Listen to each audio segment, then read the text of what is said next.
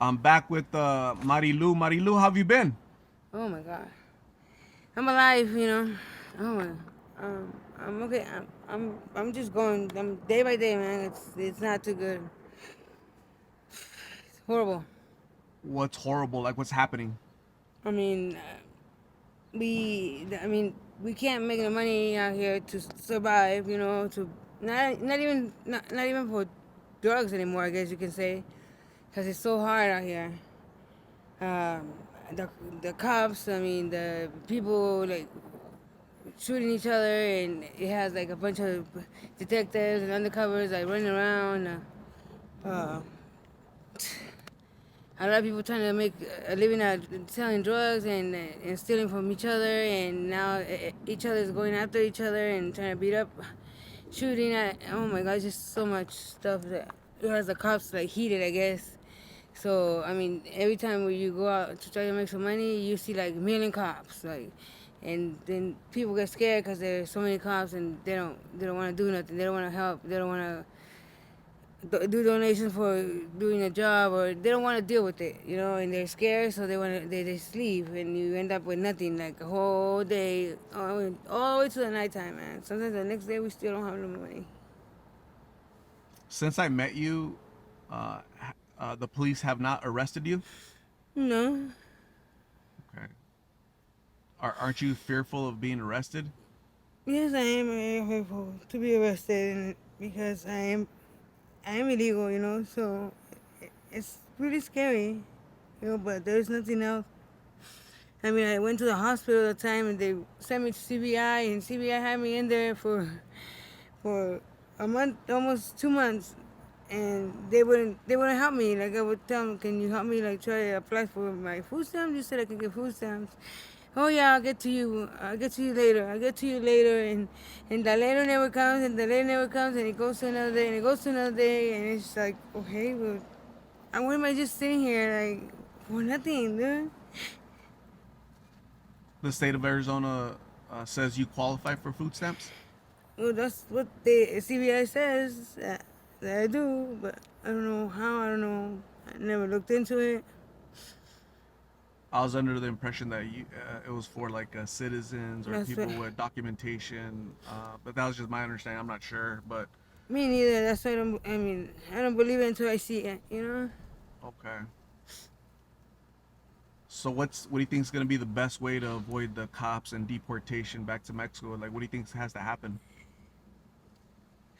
I was trying to get into at least like a church, because I know that in some of the churches they have like homes for women and stuff, and try to get into it, so I can keep myself busy. I want a place where I can keep, if I keep myself busy, like working or doing something then that keeps me focused on something else, rather than just being sitting there bored, without doing nothing. And what else are we gonna do? And it's hard because I can't. I sometimes I get like they help me out with some money, or people that know me already, because they know that I'm going through hell out here, and I can't get a room to lay down and go to sleep comfortable because I don't have an ID, and then that's not my ID, and that's not me, so I can't stay there. I'm like, what the hell? But my friend, I mean, we're just trying to sleep. We ain't trying to do nothing. We're trying to sleep. No, you can't stay here. So they kick us out. So now we're back in the street, and I'm like, God damn it, man! Like, it's just so much. I'm just so tired. And then one of my friends went to jail like 2 weeks ago, and well, she went to jail like a month and a half ago, and she got out like 2 weeks ago. And she went to get high again, and she OD because she got high like she usually got high before, but she didn't realize that she was clean already. So she she had an overdose, and she wasn't with us. She was with another crew that didn't know how to bring her back. They didn't know how to do CPR and all that stuff. They just left her there. She didn't make it. My condolences for losing your friend. Okay, so an OD is possible for you, right? Yeah. As well. That's always around the corner. when I was driving, I saw you, and I was actually surprised because the police are cracking down on uh, people out here on the streets, homeless people, and they're giving you guys two options: go to treatment or go to jail.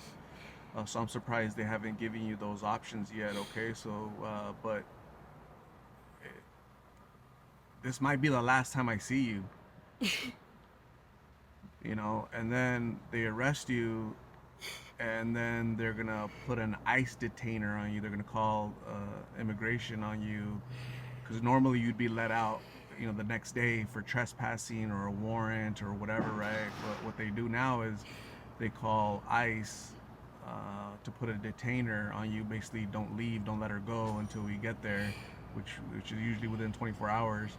Then they take you into custody, and they take you to a detention center, some random detention center in Arizona, until they're ready to ship you out back to Mexico. Have you thought about, if that happens, what's your plan if that happens, which is, there's a big likelihood, because you're out here, no job, no family, you're on the streets. You just said there's a lot of cops out here all the time, right? They're looking for people, committing big crimes. You might not be committing big crimes, but you're out here, and they might just pull you in, as a dragnet. They throw out a net and try to catch as many people as possible. And so, like, what do? You get to Mexico, you haven't been there since you were a kid. Do you have family over there? No. No, I haven't even thought about that, man. Just too much, too much. I'm just so tired. You try not to think about that. You try not to think about an OD for you, deportation for you.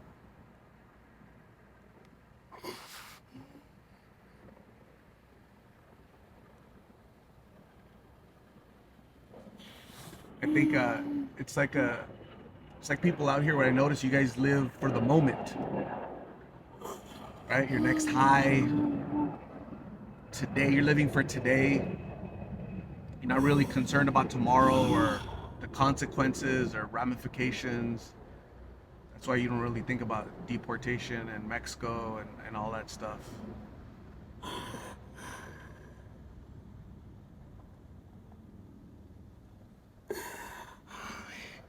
And to think that I was clean, and to think that I had a regular life until I ended up in the hospital, and the hospital ended up giving me Percocets, and they ended up getting me hooked on these things, and now, Hey, how many years have you been in the United States?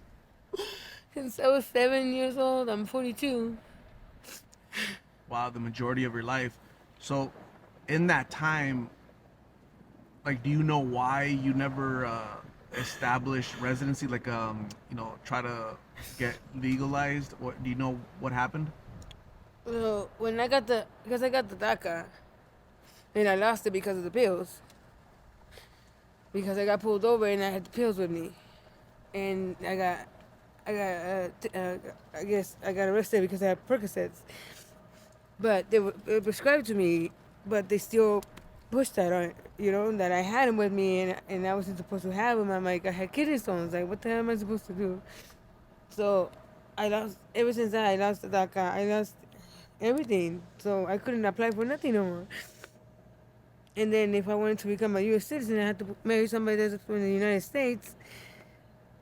And I haven't, because I don't want to just marry somebody just for the papers, it's something that I want to do. DACA, did you receive your DACA, which is deferred action for childhood arrivals, right? That means that was Obama back in Yeah. 2010, I believe. Is that when you got it? 2010? When did you lose it? Like 2 years after. So in 2012, And you then got pulled over. You had pills. The police took you in for that, and there's very very strict rules when you are a DACA recipient. Basically, you can't commit a crime because they'll look for any reason to. I'm surprised they didn't deport you back then. I'm surprised they took away DACA but didn't take you. And so Uh, But those pills were prescribed to me though. they're prescribed. Were you abusing them? No, I mean they were in the and they were in container. Like no, I wasn't abusing them. Like I didn't have my seatbelt on, and I was going 67 and a 45, I guess. Okay. Yeah. Well, they found some reason to take it away from you, you know. So, Yeah, I got pulled over.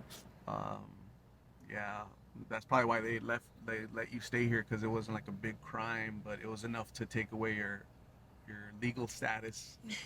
And so that's been 13 years that you lost that. Wow. I'm sorry. I'm sorry all that stuff has happened to you, okay? Um, I gave you a ride to the hospital last time. That's when it took me to CBI, and then they just told me, "Hold on, we'll get to you. We'll get to you." I'm like, "Well, I want to apply for food stamps. I want to apply to see what help I can get to get on my feet." Okay, we'll help you. Well, tomorrow we'll be back, and tomorrow we'll help you. And it's the runarounds every day, every day. Marilu, if they do end up taking you back to Mexico, let you can reach out to me, okay? If you end up getting clean here, reach out to me. If you end up going to a group home or a treatment, reach out to me, okay? Just go to Lost in Phoenix on YouTube, and you'll be able to get a hold of me. Uh, okay, please stay safe. God bless. I really hope everything you decide to take control of your life, okay, and not leave it up to hands of a pill or a dealer out here or the government, okay? You have to take control of your life, okay? All right. Stay safe. God bless you, okay? Yeah, thank you.